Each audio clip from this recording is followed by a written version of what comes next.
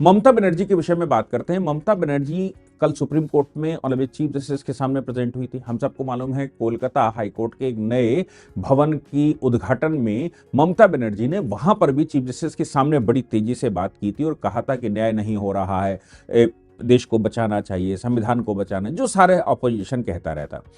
अब उनकी हिम्मत बढ़ गई, चूंकि उस समय चीफ जस्टिस कुछ बोले नहीं तो वो चीफ जस्टिस की अदालत में पहुंच गई। अदालत में वो पर्सनल अपियर हुई और मालूम पड़ा कि पूरी पार्किंग भर चुकी थी।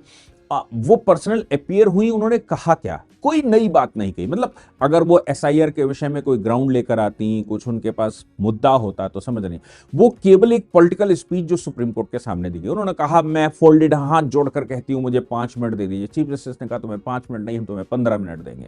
आपको हम 15 मिनट देते हैं। फिर उन्होंने इलेक्शन कमीशन के एडवोकेट की तरफ कहा प्लीज हमें बोल लेने दीजिए, प्लीज हमें कह लेने दीजिए।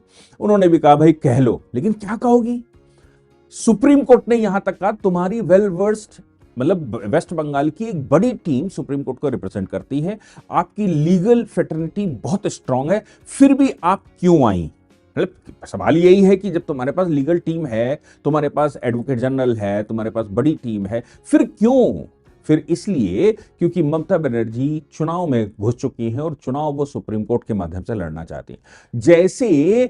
जैसे राहुल गांधी ने वोटर को लेकर मामला बनाया है, वैसे ही ममता बनर्जी भी वोटर को लेकर उन्होंने कहा कि भाई 60 लाख वोट हमारे कट गए और ये वोट जो है बीजेपी काट रही है, इलेक्शन कमीशन बीजेपी के हाथ में खेल रहा है, आप उसको बचा लीजिए। हम पूरी एक्सरसाइज करते हैं, फिर से रिवाइज हो जाता है, हम पूरा मुकदमा लड़ते हैं, हमारी लीगल फेटर्निटी पूरी ताकत लगाती है, फिर से चीजें वहीं से शुरू हो जाती हैं। ये सब सरकार कर रही है, कोई लीगल पॉइंट नहीं। एक लीगल पॉइंट उन्होंने रखा जो मुझे लगता है कि जिस पर बात होनी चाहिए।